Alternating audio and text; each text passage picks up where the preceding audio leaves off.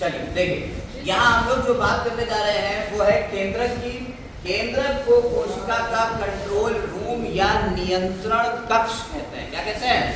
नियंत्रण कक्ष या कंट्रोल रूम। क्योंकि एक कोशिका की सारी क्रियाविधि, जैविक क्रियाएं जितनी भी हैं, वो कौन करता है? वो कंट्रोल करता है हमारा न्यूक्लियस यानी केंद्र। इंग्लिश में न्यूक्लियस कहते हैं। ये कोशिकाओं की सभी जैविक क्रियाओं का नियंत्रण करता है, इसीलिए ये क्या हो गया हमारा? नियंत्रण कक्ष हो गया।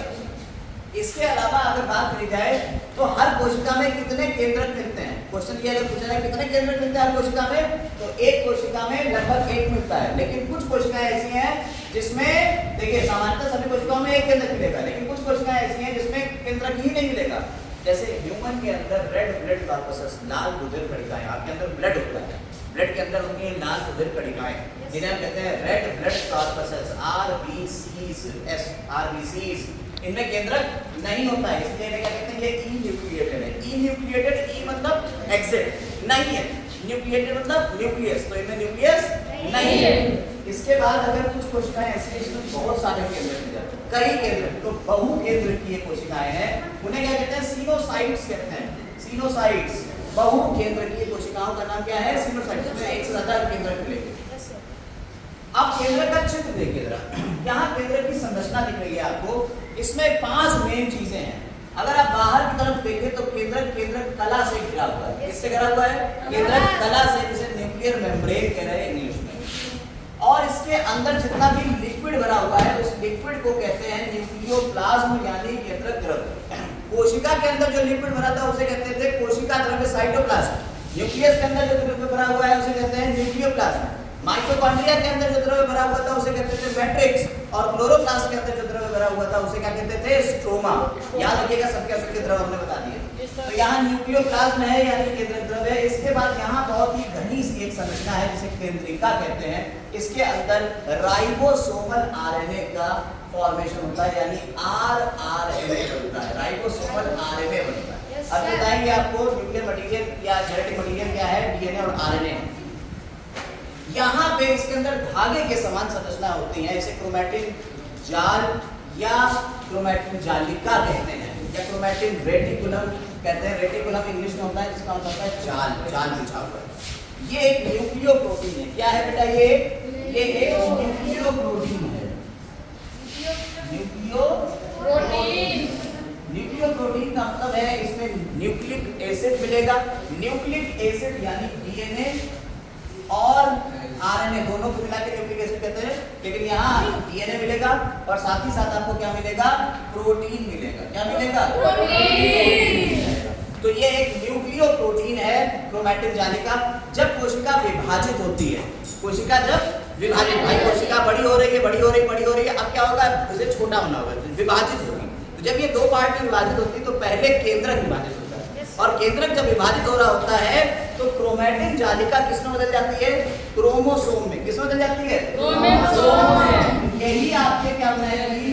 क्रोमोसोम। क्रोमोसोम हिंदी में कहलाते हैं गुणसूत्र। क्या कहलाते हैं? गुणसूत्र। तुम्हारे अंदर कितने गुणसूत्र होते हैं? याद रखो, तुम्हारे अंदर होते हैं 46 गुणसूत्र। हर कोशिका के केंद्रक में कितने? 46 गुणसूत्र, 23 जोड़ी गुणसूत्र होते हैं हमारे अंदर। ठीक है, तो ये आपका हो गया क्रोमैटिन जाल। अगर आप केंद्रक कला की बात करें तो बीच बीच में छोटे छोटे छेद मिल रहे हैं, जिन्हें केंद्रक छिद्र बोलते हैं। क्या कहते हैं इसे? केंद्रक छिद्र बोलते हैं। केंद्रक कला के अंदर ही आपको क्या मिल जाते हैं? केंद्रक छिद्र मिल जाते हैं। तो आपको यहाँ केंद्रक के बारे में संरचना पूरी पता चल गई। ये संरचना क्या क्या है?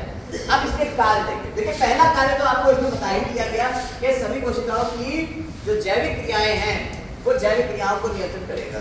यानी कि कोशिका कैसे खा रही है, क्या खा रही है, क्या पी रही है, कैसे इसको जो है इसका एटीपी बनाना है, ऊर्जा बनाना है, तो ये सारे काम गवर्न करेगा, नियंत्रण कब करेगा?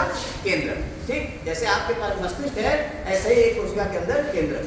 और कार्य क्या होते हैं? इनमें आनुवंशिक पदार्थ पाया जाता है। तो जेनेटिक मटेरियल मैंने आपको बताया न्यूक्लिक एसिड है, जेनेटिक मटेरियल डीएनए, या कौन है इसका? आनुवंशिक पदार्थ। तो ये जो आनुवंशिक पदार्थ है, ये जो पाया जा रहा है, ये क्या करता है? ये जीवों के लक्षणों को वंशागत करता है। यानी आपके अंदर आपके माँ बाप के लक्षण आते हैं। कहते हैं ये देखिए ये अपने माँ बाप से मिलता जुलता है, इसकी शक्ल ऐसी है, इसके रंग ऐसा है, इसके बोलचाल का तरीका माँ बाप के जैसा है। तो माता पिता के लक्षण आपके बच्चों में आ जाते हैं। तो माता पिता के लक्षणों को बच्चों में लाने वाला जो पदार्थ होता है उसे क्या कहते हैं? आनुवंशिक पदार्थ। और यहाँ आनुवंशिक पदार्थ डीएनए है हमारे अंदर, और वो किसके अंदर है? वो एक केंद्र के अंदर ही होता है। तो इससे क्या होता है? ये वंशागत करता है, माँ बाप के लक्षणों को बच्चों में लाता है। क्लियर हो गई बात? दूसरी बात है, ये कोशिकाओं के विभाजन के लिए उत्तरदायी है। अब ये मैंने आपको बताया, जब कोशिका विभाजित होगी तो ये क्या बनाएगा? क्रोमोसोम बनाएगा, तो उसके विभाजन के लिए उत्तरदायी है। और जब एक कोशिका से 2 बनेगी, 2 से 4 बनेगी, 4 से 8 बनेगी, तो कोशिकाओं की संख्या तो बढ़ेगी। और अगर हमारे अंदर कोशिकाओं की संख्या बढ़ेगी तो हमारी वृद्धि होगी, हम भी बड़े हो जाएंगे। ऐसे पौधों में भी वृद्धि होती है, तो ये उसमें वृद्धि में भी मदद करता है। इस तरह से हमने केंद्रक के बारे में जानकारी ली, लेकिन अभी तक हमने ये नहीं बताया कि इसकी खोज किसने की। तो केंद्रक की खोज की है रॉबर्ट ब्राउन ने। ऑर्चिड की रूट में, एक पौधा होता है ऑर्चिड, उसकी रूट होती है जड़, उसकी जड़ों में इसकी खोज करी है किसने? रॉबर्ट ब्राउन ने। कब करी है? सन बता सकते हैं? सन 1831 में इसकी खोज हो गई। ठीक, तो इसी के साथ आपको केंद्रक की पूरी जानकारी मिल गई है। इससे ज्यादा केंद्रक की जानकारी कक्षा 9 में तो नहीं, आप इतना पढ़ लेंगे, आपको केंद्रक के बारे में पूरी जानकारी मिल चुकी है। धन्यवाद।